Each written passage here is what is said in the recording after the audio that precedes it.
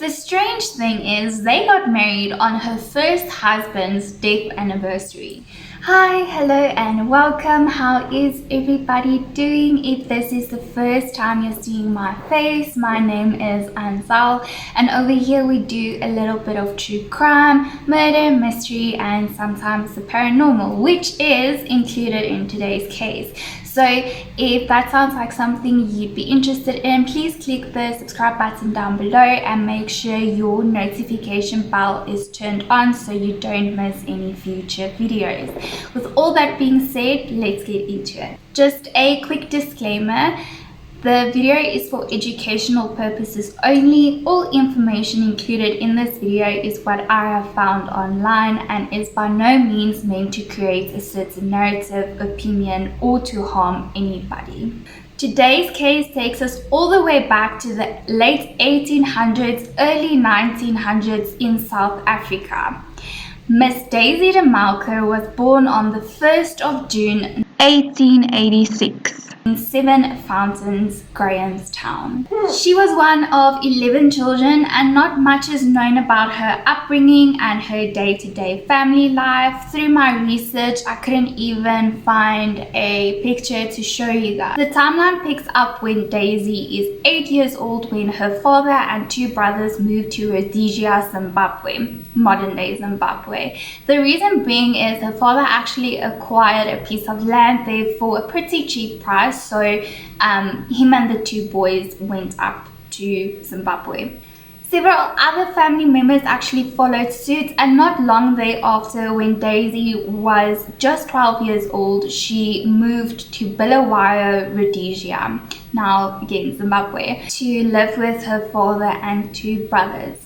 We do not know the exact circumstances. We do not know any stories revolving around her mother, why her mother didn't go with. Poor little Daisy actually had to do the almost over 2,000 kilometer trip alone. One story that I read on a news outlet said that her mother actually abandoned the family to go and live with a lover of hers. In Rhodesia, Daisy attended a local school, but it was quite boring for her, so she said, and when she was 13, she left for boarding school in Cape Town. She stayed at this boarding school till the age of 17. Now, little Daisy here was quite a lucky girl. As we know, in those times, it was quite uncommon for girls to even have the ability to read or write, and Daisy had a full education. Daisy then started studying nursing at the Bernier Nursing Home in Durban, which is where she cultivated her love for chemicals and all sorts. On one of Daisy's trips back to Rhodesia, she actually met and fell in love with a civil worker named Bert Fuller. From all accounts, they were lovebirds. It was love at first sight, and there was actually a wedding day set for October 1907. However, Fuller contracted black water fever and soon died thereafter. Daisy actually inherited £100 from Fuller, which is about 100,000 rand in today's time, which is when many say she got her appetite for insurance collection. In March 1909, about 18 months after her first fiancé Brett Fuller's death, she met and married William Alfred Cowell, a plumber in Johannesburg. She was 22 and Cowell was 38. The couple had 5 children, one of which actually made it to adulthood. The first 2 were twins who died in infancy. The third child died of liver failure, and the fourth suffered convulsions and bowel problems and died at the age of 15 months. The last and only surviving child, Rhodes Cecil Cowell, was born on June 1911. The family moved to a house in Germiston, and Daisy played the role of a devoted wife and mother, that is until 1923. Because of William Cowell's strenuous job as a plumber, his wife often made him Epsom salt to help with muscle spasms. However, in the early mornings of the 11th of January 1923, William Cowell became ill soon after taking one of these Epsom salt mixtures. Daisy was quick to call a doctor, who then prescribed a bromide mixture. Back then, this mixture was used for muscle spasms. However, Mr. Cowell continued to suffer. He actually started foaming in the mouth, turned blue in the face, and screamed in agony when anyone tried to touch him. Mr. Cowell then passed away. A different doctor was called in shortly before Mr. Cowell died. He suspected strychnine poisoning and refused to sign a death certificate. Subsequently, a post-mortem was performed through Dr. Ferguson, the district surgeon. The cause of death was certified to be chronic hepatitis and cerebral hemorrhage. Daisy Cowell, the sole beneficiary of her husband's will, inherited £1,795 in 1923. Daisy and their son Rhodes lived in the Germiston house 3 years after Mr. Cowell's death. However, it seemed that Rhodes' boyish charm started wearing off and him and Daisy started butting heads. The relationship was soon after thrown into turmoil.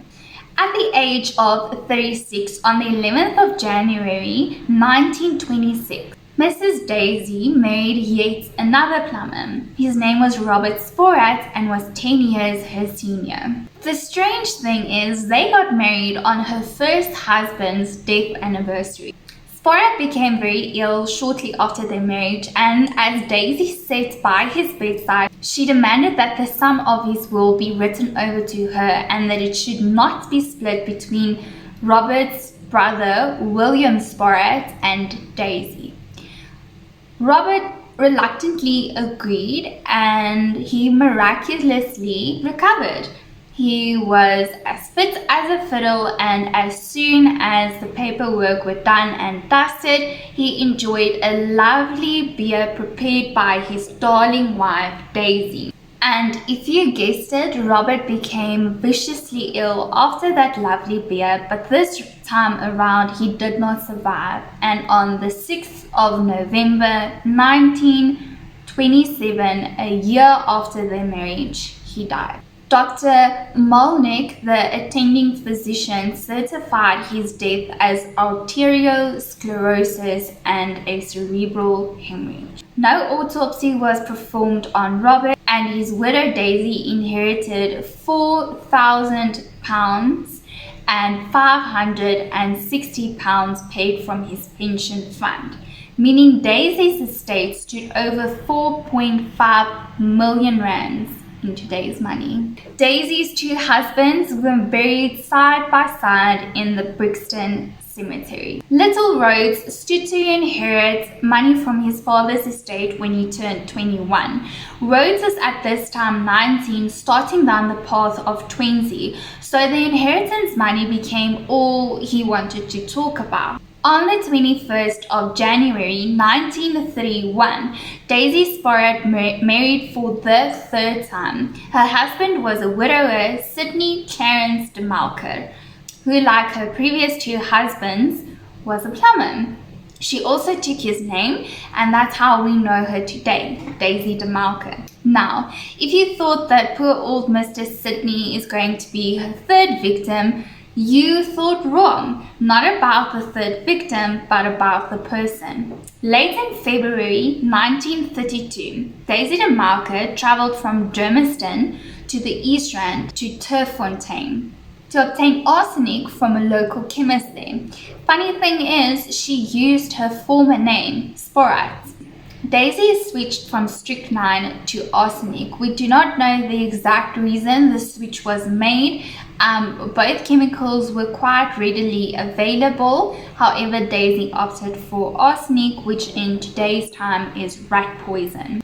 She explained to the chemist that her cat has been suffering for quite some time and that she wanted to feed him this poison. which in my opinion is not a whole lot better than what she was planning to do. On March the 2nd, 1932, Rhodes, her son, fell ill at work after drinking coffee from a thermos flask his mum had prepared him. A fellow worker, James Webster, also fell ill when drinking from the same flask. Luckily for James, he just had a sip and could recover after a few days. Unluckily for Rhodes, he passed away on the 5th of March. A post-mortem following Rhodes' cause of death was declared as cerebral malaria. Rhodes was buried in the New Brixton Cemetery. De Melker received £100 from her son's life insurance. Daisy De Melker's only living son, Rhodes, was 20 at the time of his death. Now, you remember William. This is Robert, the second husband's brother, who didn't get some of his own brother's money from his will. Now, William had grown suspicious of Daisy. He was suspicious of his brother's death first and foremost, but he kept a close eye on Daisy, and when her very healthy son suddenly died, he went with his suspicions to the police. They acknowledged his suspicions, and on the 15th of April 1932, the police obtained a court order permitting them to exhume the bodies of Rhodes Cowell, Robert Sporat, and William Cowell. Now, Rhodes' body was found to be in an unusually good state of preservation, which is characteristics of arsenic being present in large quantities. A state forensic pathologist was able to isolate traces of arsenic in his viscera, his backbone, and his hair. Although the bodies of William Cowell and Robert Sporat was largely decomposed, traces of strychnine was found in their vertebrae. Their bones also had a pinkish hue to them, suggesting that the men had taken pink strychnine, which was common in those days. Traces of arsenic was also found in the fingernails and hair of James Webster, Rhodes' colleague that had a sip of the coffee in his flask. The De Melker trial lasted 30 days, in which Mr. Pilkin, the chemist, testified that he had sold her arsenic.